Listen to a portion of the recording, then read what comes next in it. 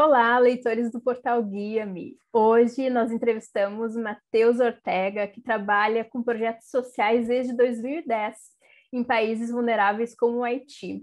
E também atuou no combate à desigualdade social junto com organizações internacionais como a ONU e o Banco Mundial. Ele é também autor do livro Economia do Reino, que é um lançamento, que apresenta caminhos cristãos para lidar com a riqueza e a pobreza no mundo. Matheus, seja bem-vindo ao Guia-me. É uma alegria poder conversar com você hoje aqui. Obrigado, Cássia. Um enorme prazer estar aqui com vocês, podendo compartilhar um pouco da minha história de vida e um pouco sobre esse tema tão importante, né, que é riqueza, pobreza e cristianismo. Como que nós cristãos podemos lidar com esse assunto neste mundo. O seu livro, né, que é o lançamento agora do Thomas Nelson, Economia do Reino. Você falou que esse livro é fruto da sua experiência, né? Experimentando os dois extremos desse mundo desigual, né? A extrema pobreza e também uma parte muito rica do mundo. Conte para nós como é que foi essa experiência, assim, que impactou tanto a tua vida, né? Que te deu um estalo e te fez escrever esse livro. Legal. Então, assim, eu vivi desde pequeno esse mundo duplo, né? Pobreza e riqueza de uma forma muito, muito forte. Desde cedo, como filho de um missionário, eu tive contato com pessoas muito simples, muito pobres, no sertão do país, ou no Haiti, ou na África, com várias experiências, mas eu também tive acesso a pessoas muito ricas, né? E a organizações trabalhando com políticas públicas, com esses organismos internacionais, têm muito dinheiro. Então, na minha vida profissional, vamos dizer assim, nos últimos 10 anos, eu gerenciei mais de 100 milhões de reais em projetos de desenvolvimento urbano. Então, assim, é muito dinheiro e existe muito dinheiro, né? A questão é como usá-lo para transformar a realidade de quem precisa. Se eu for dizer, talvez, o momento que me deu o clique, foi em 2010, quando eu fui para o Haiti. O Haiti teve um terremoto devastador em 2010, em janeiro, que morreram 300 mil pessoas e teve mais de 1 milhão de desabrigados. E eu fui para lá logo em seguida, eu estava desempregado, tinha acabado de me formar em relações internacionais, estava sem emprego, tentando entender qual era meu papel no mundo, e aí apareceu essa oportunidade de servir junto com uma ONG lá no Haiti. Quando eu vi a pobreza, a miséria, 90% de desempregados, um país quebrado, aquilo me tocou muito. E desde então eu falei, eu quero dedicar minha vida para entender esse tema e como lidar com a riqueza e a pobreza neste mundo. Então acho que começou lá, assim, foi bem impactante para mim. E aí desde então tem tido várias histórias também ao longo do caminho. Eu lembro que eu voltei de lá a primeira vez, eu fui 4 vezes num período de um ano. E aí eu voltei, a primeira vez que eu voltei, eu fui numa churrascaria na semana seguinte. Eu lembro que eu não conseguia comer. Eu falei, não é possível que a gente gasta. E eu lembro daquela carne que a gente deixa quando não come, que gasta tanta comida e tanta gente passando fome. Aquilo lá foi um despertar para mim. E aí eu comecei a sentir no meu coração vontade de fazer algo, não só de ajudar e dar comida. Daí eu fui e construí um projeto social, que foi uma escola de música, que aí a gente doou mais de 100 instrumentos e arrecadou recursos para ajudar pessoas lá no Haiti a terem não só a profissão de músico ou de arte, ou ter instrumentos, mas também ter dignidade, né? De, num país quebrado, poder ter alguma coisa para eles se desenvolverem, se aperfeiçoarem e terem esperança na vida. Então foi muito bacana esse projeto e me deu muita, não sei, acho que mudou minha vida mesmo, assim, de ver as coisas acontecendo e de, como um cristão, me levantar para tratar de algum assunto relacionado à pobreza. E tu, depois dessa experiência do Haiti, né, tu comentou aqui que administrou 100 milhões, né, em projetos sociais com a ONU, com o Banco Mundial, e aí tu viu outra realidade, né, É. muito dinheiro, né, rolando no mundo que pode ajudar, que pode ajudar projetos sociais. Conta como é que foi um pouquinho dessa experiência e desse teu trabalho. Legal. Depois que eu voltei dessa experiência de trabalho social no Haiti, foi interessante porque eu estava desempregado e fiz esse trabalho voluntário e eu tinha um sonho de estudar desenvolvimento econômico na Escola de Economia de Londres, só que era muito caro e muito difícil de entrar também.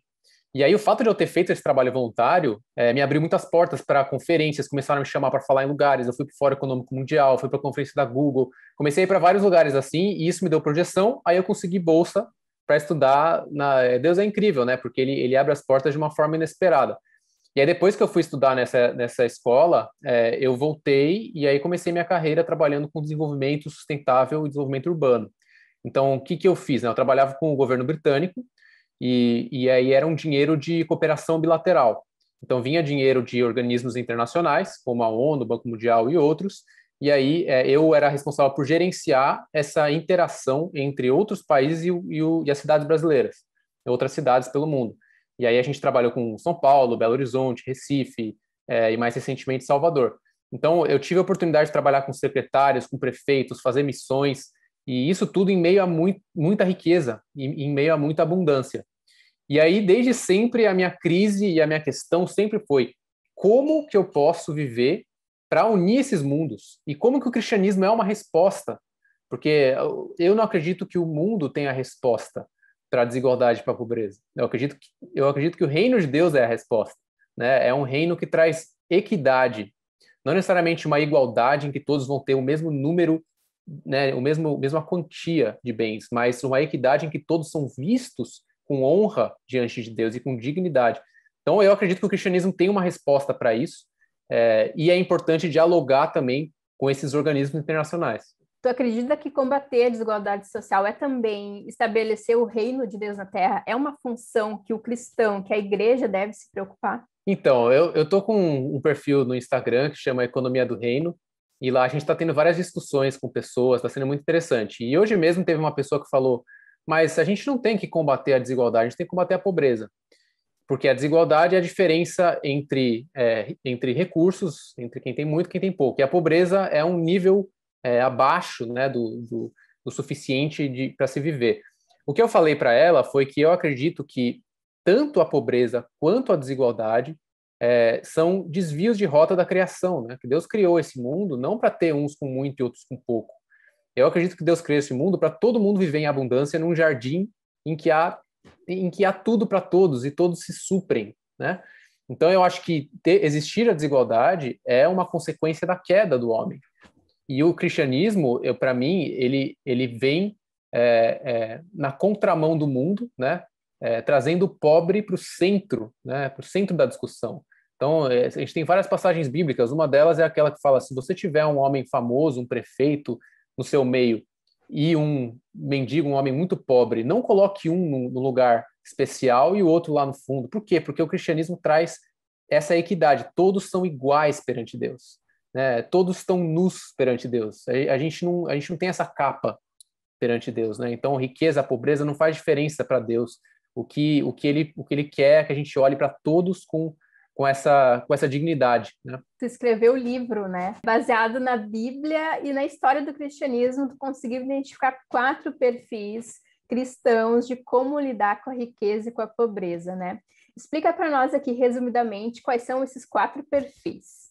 Legal. Então, assim, eu acho que o que surgiu dentro de mim, essa crise toda para entender esse assunto, foi que tem muita gente que fala que o caminho do cristão é a riqueza, que é você ter bênçãos, que é você ser próspero e ser generoso.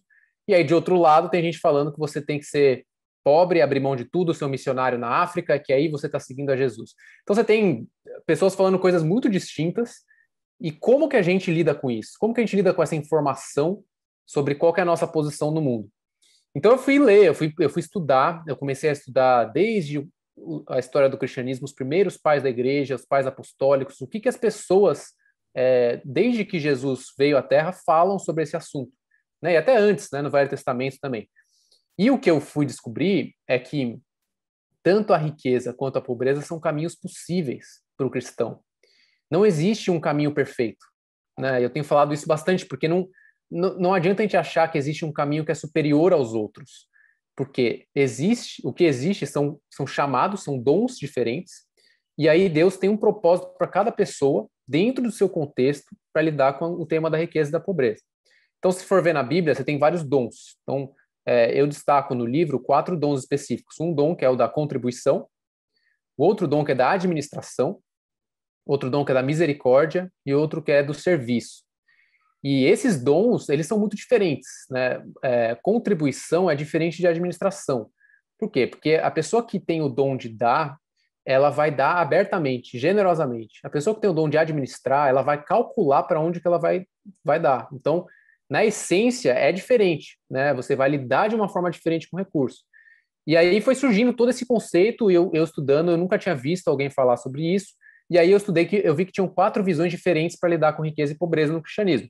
Mas essas 4 visões, elas são contrastantes, elas conflitam entre si. Justamente por isso, tem gente que é mais de esquerda, fala que a pobreza é um caminho mais excelente, tem gente que é mais de direita, fala que é a riqueza, e aí fica essa briga, né, histórica no cristianismo de não ter muita resposta.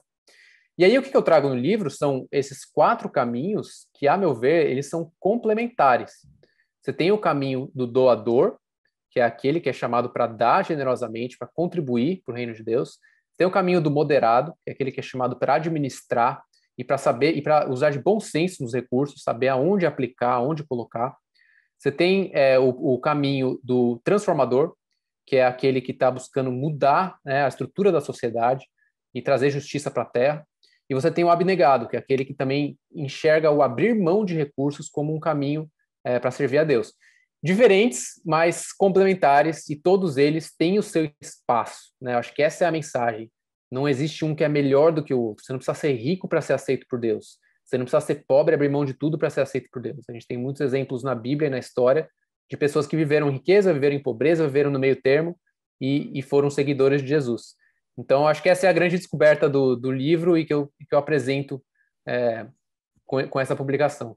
E no livro, tu usa até uma parábola, né? Uma história, para explicar, assim, para as pessoas identificarem na prática, né? Cada perfil.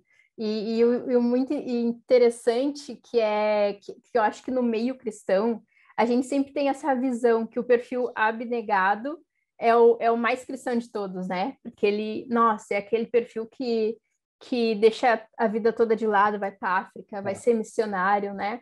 E a gente, às vezes, julga, né, essa questão de valores, né? Ah, o perfil tal é mais cristão, mas tu falou que não, né? Todos têm um valor e todos têm uma importância, né? Eles se Sim. complementam. Sim, o que eu acredito muito assim é que, na verdade, a gente não pode nem demonizar o rico, nem demonizar o pobre e nem levantar um acima do outro, né? Porque tem uma frase de Agostinho que é muito forte, que me marcou muito na minha caminhada, que é Deus não vê o que nós possuímos, mas o que nós cobiçamos. Ele não considera aquilo que a gente possui em termos de recursos para avaliar a gente. Ele considera o que a gente cobiça. Então, tanto o rico quanto o pobre pode ter uma alta cobiça no coração, né? E é isso que vai dizer se o coração está apegado à riqueza, né? Então, eu acho que esse caminho do abnegado, que é aquele que abre mão, de certa forma é o caminho de Cristo, né? Que ele abriu mão da sua glória e se fez pobre para que fôssemos ricos. Mas, de certa forma, também, Cristo teve outros. Cristo é os 4 perfis, né? Porque Cristo, ele também é doador, porque ele deu tudo que a gente tem, a criação e tudo que a gente usufrui, ele que deu. Então, ele é generoso, ele sabe o que é ser generoso. Ele também é moderado, porque ele não participou, por exemplo, das revoltas dos judeus contra o Império Romano, ele não foi lá mudar todo o sistema, ele soube o seu lugar, o seu espaço, né? E ele também foi transformador, porque ele trouxe, por exemplo, mulheres para o centro da caminhada dele, e isso foi muito transformador para a época, né? E também prostitutas e ladrões, ele foi um cara muito transformador na sua época. Então, não necessariamente ele foi só o cara pobre que abriu mão de tudo, né? Ele até tinha uma profissão. Então, eu acho que a gente pode aprender com a história dele e com outras histórias da Bíblia, que existem vários caminhos, né, para revelar esse amor cristão. Então, se tudo bem, eu falo aqui a parábola que você Sim, por falou. favor, quero que tu fala Legal, que eu acho que fica bem explicadinho. tá. É uma parábola que eu coloco no livro que chama Parábola da Fortuna Inesperada. E aí, assim, imagine que tinha um casal idoso que vivia muito simples, né? Tinha só o salário mínimo, só o necessário. A mulher trabalhava como doméstica na casa de uma outra pessoa muito rica e essa pessoa morre e deixa uma fortuna enorme, não tem filhos, para essa doméstica, para essa mulher, para esse casal muito simples. Eles recebem uma fortuna do dia para a noite e eles têm 3 filhos. E aí, o que eles fazem com esse dinheiro? Né? Eles pensam assim: vamos dividir em várias partes, vamos dar uma parte para a igreja, vamos dar uma parte para o trabalho social, vamos dar uma parte para a gente ter um plano de saúde um pouquinho melhor, mas vamos continuar vivendo simples e vamos dar uma outra parte para os nossos 3 filhos. E aí, o primeiro filho fala, não, imagina, não preciso desse dinheiro, pega vocês, usa vocês. Daí eles falam, não, pega você, usa essa parte. Ele recebe com gratidão e doa generosamente, um estilo de vida generoso, mas ele recebe aquilo feliz. O segundo filho, ele fala assim, eu vou pegar esse dinheiro e vou usar para criar uma escola transformadora, né, no meio de um orfanato, trazer pessoas e ele vai e usa aquele recurso para fazer uma transformação enorme na comunidade dele.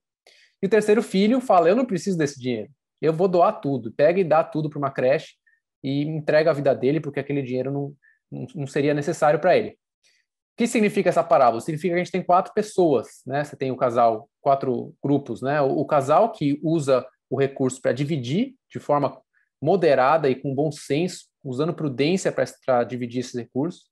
Você tem o outro que entende que o recurso é para ser desfrutado e também doado generosamente, que é o doador.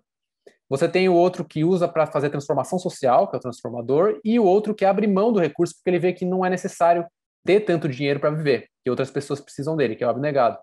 Então, nessa parábola, a gente consegue ver 4 diferentes caminhos, e você que está ouvindo pode pensar, o que eu faria se eu ganhasse uma fortuna muito inesperada? Né? Qual desses 4 caminhos eu mais me identificaria? Eu vou dizer o meu, você pode dizer o seu também, Cássia. O meu seria fazer um projeto social incrível, eu sou muito transformador, então eu me identifico muito com essa visão de pegar o dinheiro e investir numa coisa que vai mudar o mundo. Mas existem outros caminhos, né? Cada um é de um jeito. Então, você tem um seu, Cássia? Tenho, é o mesmo teu, Legal. transformadora. Com certeza É, investiria num projeto que mudaria a realidade de um grupo, de uma sociedade, né? E provocaria uma mudança ao longo tempo. Mas assim, os outros são interessantes. Eu fiz uma vez uma enquete no Instagram e teve resposta para todos, porque tem gente que fala assim, não, eu não sou chamado para ser o transformador, mas eu quero doar tudo para alguém que está transformando, né? Ou Uhum. outros vão dizer, eu prefiro equilibrar esse recurso para ajudar meus familiares, ajudar pessoas próximas e ter um bom senso nesse uso de recursos. Então são diferentes caminhos. Eu acho que ajuda a desconstruir um pouco essa lógica que a gente tem de perfeição ou de ter um caminho excelente, e se não for isso, a gente não tá sendo cristão verdadeiro, sabe? Tu relacionou, né, os 4 perfis com os dons espirituais, né? E a gente lembra muito daquela passagem do corpo de Cristo, né? É o mesmo espírito, mas cada um tem uma função diferente. E como tu falou no livro, né? Essas funções, elas se complementam. Então, Deus nos fez diferentes justamente para a gente atuar em diferentes áreas e complementar, né? Não dá para Exatamente. todo mundo ser missionário, ou todo mundo ser doador, né? Exatamente. A gente tem vários exemplos bíblicos, né? E é muito legal, por exemplo, o exemplo de Joana. Joana era uma das discípulas de Jesus. Está lá em Lucas 8:3 e fala que Joana, Susana, Maria e outras mulheres ajudavam a sustentar o ministério de Jesus. Isso é muito especial, porque a gente às vezes tem uma visão de que todos os discípulos abriram mão de tudo para seguir a Jesus. Porque a gente vê a história de Levi, né, Mateus, que deixou de ser coletor de impostos, a gente vê a história dos pescadores que saíram, abriram mão de tudo. Mas Joana não abriu mão de tudo. Ela dava generosamente para o ministério de Jesus, mas ela era esposa de Cusa, que era administrador da casa de Herodes. Então, ela vivia uma classe média alta ali, era uma mulher influente, porque é como se o marido dela fosse um chefe de gabinete, alguém assim relevante né, do rei Herodes. Mas aí, interessantemente, o dinheiro que Herodes pagava ao marido dela, ela usava parte desse dinheiro para ajudar o ministério de Jesus. Então, ela tem um perfil muito claro de doadora, enquanto que os pescadores, um perfil muito claro de abnegados, né? E aí a gente também tem na Bíblia o exemplo de moderado. Um bom exemplo do perfil moderado é Timóteo, com as viúvas de Éfeso. Em 1 Timóteo, Paulo fala para ele não dá para todas as viúvas, dê apenas para aquelas que são realmente necessitadas. Ele fala assim. E isso é muito interessante, porque se Timóteo fosse um doador e desse abertamente para todo mundo da igreja, as viúvas que precisassem, ele ia quebrar a igreja, porque a igreja não ia ter recursos suficientes para ajudar todas. Então, é muito importante também ter esse papel de pessoas que sabem usar o recurso com bom senso. E aí, para dar o último exemplo bíblico do transformador, você tem a história de Davi com Mefibosete, que era o neto do rei Saul, que Davi restaura as terras para Mefibosete, que era um cara aleijado, não teria condição de viver naquela sociedade na época, e não só restaura as terras, como contrata servos para cuidarem da terra dele, para ele ter um sustento de longo prazo. Então, Davi foi um transformador ali, porque ele mudou a vida e a realidade daquela família.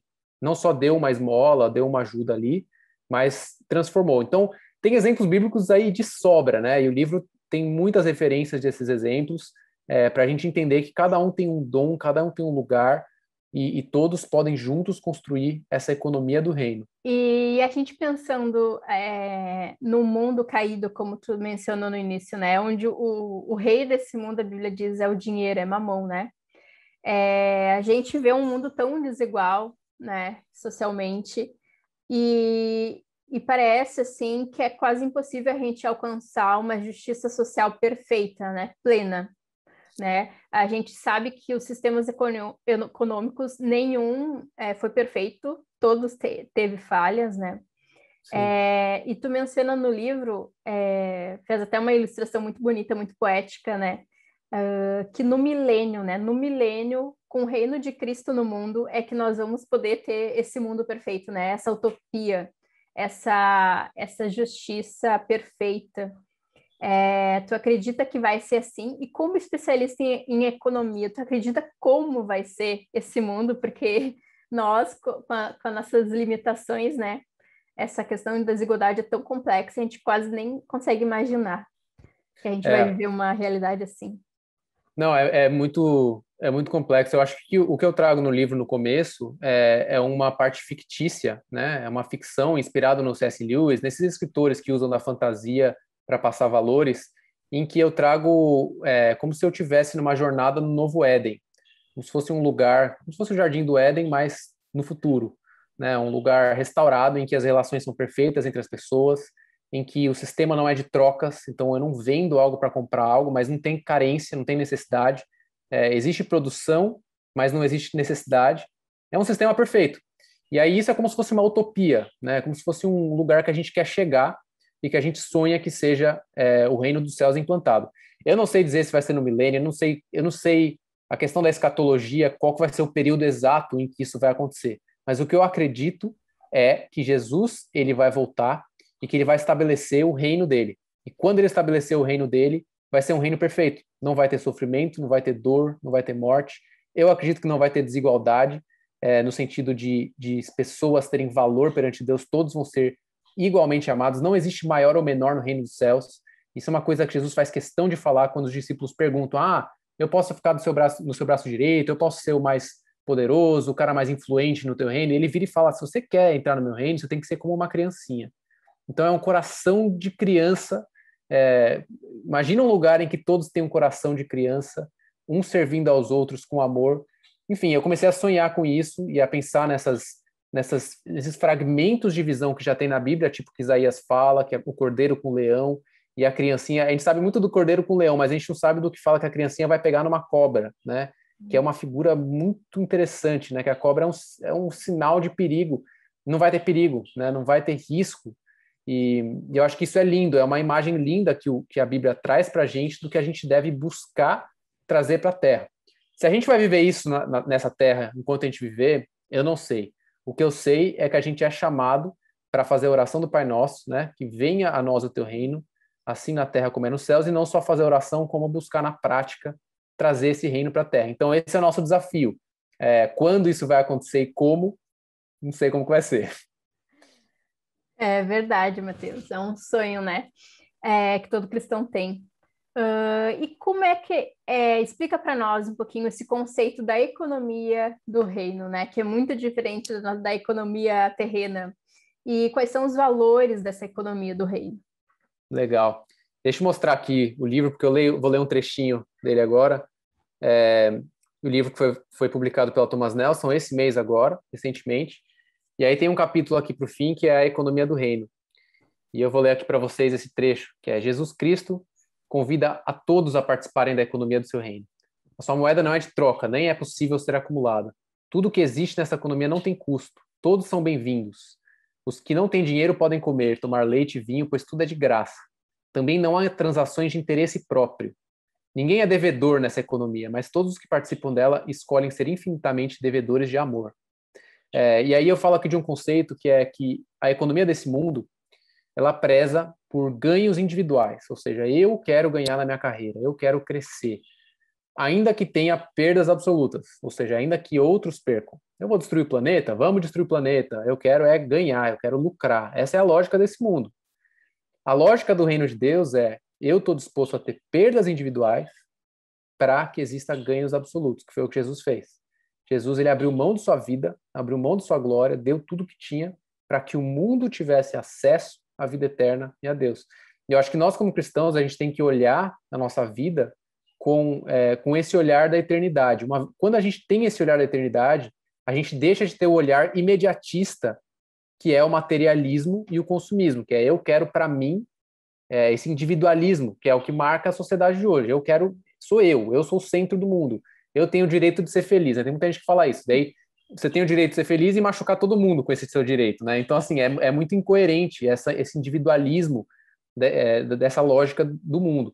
Então, acho que a lógica da economia do reino é uma lógica que vê além de si próprio. Não vê só o indivíduo, vê o coletivo. Vê o reino estabelecido trazendo justiça para a terra, trazendo equidade. E aí eu trago 12 princípios, que são 3 para cada um dos perfis. Para o doador, a gratidão, a generosidade e a humildade. Quem doa deve buscar ter esses valores, especialmente. Moderado, você tem a mordomia, a simplicidade e o contentamento. Transformador, você tem a misericórdia, a esperança e a justiça. E o abnegado, a renúncia, a compaixão e a dependência. É muita informação, mas aí está cheio de tabelinha no livro que mostra quais são esses princípios, valores que o cristão deve buscar em sua vida. Alguns vão ter mais alguns tipos de princípios do que outras pessoas. Alguns vão viver mais essa questão do contentamento, da simplicidade, de viver tranquilo com o que tem. Outros vão viver com uma vontade de justiça, com uma sede, uma fome de justiça social. São princípios diferentes, mas eles são bíblicos, né? E eu acho que uma vez que cada cristão encontra o seu espaço, encontra o seu chamado e vive aquilo, junto com outros cristãos vivendo outras coisas, outros chamados e outros dons, aí sim se forma o que eu chamo de economia do reino, que é uma forma de produção, de viver e de ajudar uns aos outros, de viver no mundo, que é com os valores eternos do reino de Deus. Eu acredito que é tempo de acabar com essa polarização que a gente vive na sociedade dentro da igreja, sabe? Como a gente briga, né? Como a gente discute para ver quem quer o mais certo, para ver quem tem mais razão, e como essas coisas são irrelevantes, muitas vezes. Algumas coisas são relevantes, outras são irrelevantes. E o que eu acho que é o mais relevante que a gente tem que estar discutindo é como viver a unidade da igreja como cristãos. Isso é muito relevante, isso a gente precisa discutir, sabe? Porque Jesus, quando ele faz a oração por nós, aqueles que iam crer no futuro, em João 16, ele ora assim, né? Que eles possam ser um para que o mundo conheça a mim, né? A Deus. Então, se a gente não aprender a sermos um como igreja, por mais que a gente tenha filosofias, doutrinas diferentes, a gente vai estar deixando de revelar a Deus e ao seu reino. Então, eu acredito realmente que é um tempo novo da gente tentar entender quem pensa diferente e caminhar junto, pensando que o rei é quem vai ser glorificado, não sou eu, não é a minha visão, né?